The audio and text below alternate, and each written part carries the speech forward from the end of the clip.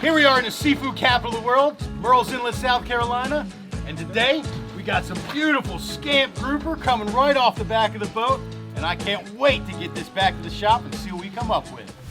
Hi, I'm Dylan Foster and I love seafood. I've been in the Myrtle Beach area for more than 15 years, and since then, my life has revolved around seafood. From cooking and catching it, to serving and selling it, I've done just about everything you can do in this industry. So come and join me as we tour the places, faces, and tales of Myrtle Beach seafood. This is On the Hook.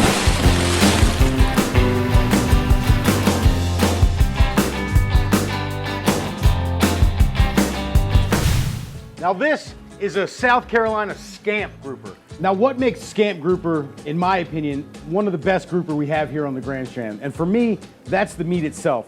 This fish has got a really thin fillet, really sweet, really mild white fish, but that thin fillet and those smaller flakes lend it really well to cooking in a pan, as opposed to cooking on the grill or cooking in the oven.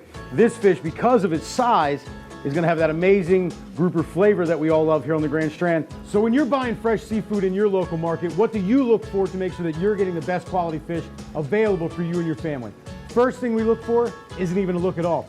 It's the smell. So when you're looking at the fish, go ahead and smell it. It should smell fresh like the ocean. A little bit of hint of salt there. That's what it should smell like. And visually, what we're gonna look for are the eyes. Check out those eyes.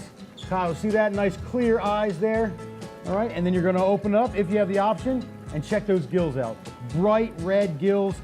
The brighter red the gill, the fresher it is. Those gills really change color as the age hits that fish, and they'll get darker and darker and darker and kind of into a gray color. You wanna have a bright red gill. So this fish is beautiful. Now the characteristics of a scamp grouper as opposed to maybe a gag grouper, which you like to subscribe to our videos, we talk about gag grouper also, but a scamp grouper has a couple of very distinct characteristics. One being its overall shape. It's a smaller fish, it has a thinner fillet, so that's one thing to check out. The other thing a scamp grouper has are these bright yellow little lips. The corners of their mouth are nice and yellow, and the other thing to check out is this tail. Very unique, very distinct tail shape. The fishermen there on the docks, they actually call it a broom tail. That's their lingo for it. So those are a couple things to check out when you're looking for a scamp grouper and what to identify it as a scamp grouper. But it's also going to be very easy and quick to cook right in the saute pan without having to dirty up any other dishes. So let's get cutting. To start cutting this fish, I like to start on the back side here. Let me grab my towel to make sure we're nice and dry. They do get slippery on the board. You don't want to cut yourself. We'll wipe this down. And then Kyle, come on around here, check this out. We're gonna start with our 6-inch fillet knife. Like as in the past, I like to use my nice curved blade for me. This is my tool of my trade. But we're gonna start here on the top, right by the head, and we're gonna come into this bone. So this fish has a spine that runs down the middle, and then rib bones that go out. So we're gonna run our knife up the side and stay on those rib bones. Be careful going into the skin. This is where you can get dangerous. So I like to just puncture the skin there. And then once you're on the inside of the skin, it's a lot easier to cut from the inside out. So I got that knife right on those bones, and you can kind of see it and feel it on that tip of that knife. We're gonna come right down here, keeping that knife right on those bones. Can you hear that? It's that fish music we like to hear when we're cutting. We're gonna go all the way down here to the tail, head to tail, all the way to the middle of that spine. And then we're gonna start working the other side of the fillet. So I like to bring my knife in and just skim the other side of that spine all the way down through, come out the tail, and we'll come through here. Again, from the inside of the fish out, it's a lot easier. And just work your way around, peeling that beautiful meat right off that skeleton. You see that? You got the bones right there. All right, so we have this fillet almost completely off the bone. The last little bit, I'm gonna turn it, and this is a little professional trick, don't tell anybody, but I'm gonna take my knife and kind of pop a small hole in the center, in between the top and that bottom fillet, as a little finger hold to hold that fillet. It helps it, because it can get a little slippery sometimes. Change up my knife. This is a natural fillet knife, and I'm just gonna cut right through these rib bones, and there you go. Nice, clean South Carolina scamp grouper fillet, almost completely off the fish. But before we take this side off, we need to take the other side off as well.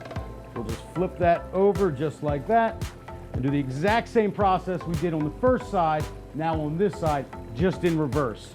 So I'm gonna start here at the tail, pop my knife in, feel those bones go up, and then work all the way up the side of the fish, staying to as close as those bones as possible on the inside of that fish. And be careful, these guys have really sharp spines on their tails, or on their top dorsal fin, really razor sharp spines. Can you see that? These bad boys will stab your finger quicker than you know. So watch those things when you're cutting. Come all the way up to the head, get that meat off that bone, and just like we did on the reverse side, come down here through the tail, all the way out, and then slowly start peeling this meat right off this side of the fish until we get to those rib bones.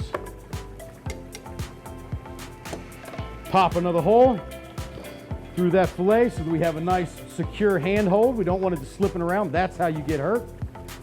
And then in a couple of smooth motions, keeping that knife blade kind of angled down towards the fillet, you're gonna pop through those rib bones there, all the way through, and there you go. Another beautiful fillet, and listen to that music. That's what you want to hear. Make sure you get all that beautiful meat off those bones.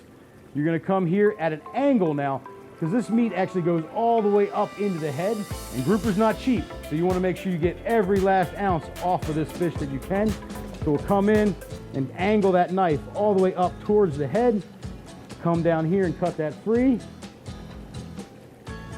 and then go up through the rib cage, and there's one side. Whoop, we got a little stuck. Fillet number one. Flip it over and do the exact same thing. Rinse and repeat. Come here and connect the dots, and then come all the way down through that rib cage, and there you go. Beautiful South Carolina grouper fillet number two. Now there's a little bit of meat here that normally stays in the fish house. It's called the cheek meat, and I'm gonna show you the trick to getting this awesome cheek meat out. Grouper in particular have a really nice meat inside of their cheek. It's really tender, great for sandwiches or little fish bites. And it's right here in between their eye and their mouth, this little pocket of meat. So there's a bone right here on their gill plate. That's called their gill plate. You're gonna pop the knife in right on that gill plate and just follow the line. There's a line of bone in there. That knife just follows smoothly around on that. Comes up through, all the way out. And now we're just gonna peel that meat right off the skin and have a beautiful little cheek meat. Now that is grouper gold right there, folks. Don't let that out of your sight, because that is what the action is. That's the money piece. So we'll get the grouper cheek out on this side, and make sure you leave a comment below if you've ever had grouper cheeks, or how you like to prepare grouper cheeks, either at home or how you like to eat them at your favorite Grand Strand restaurant here. They are delicious. Just like the first side, just cut that free from the skin and pull that right off. You actually can just peel it right off. It's really easy. And there you go. Another chunk of grouper gold for us later. And here you have your perfectly clean South Carolina scamp grouper fillet. All that beautiful meat right off that carcass. That is beautiful. Make sure you like and subscribe to check out all our other videos where we explore the places, faces, and tales of Myrtle Beach seafood. And join us next week to see what other great seafood we have on the hook. Later. Beach easy.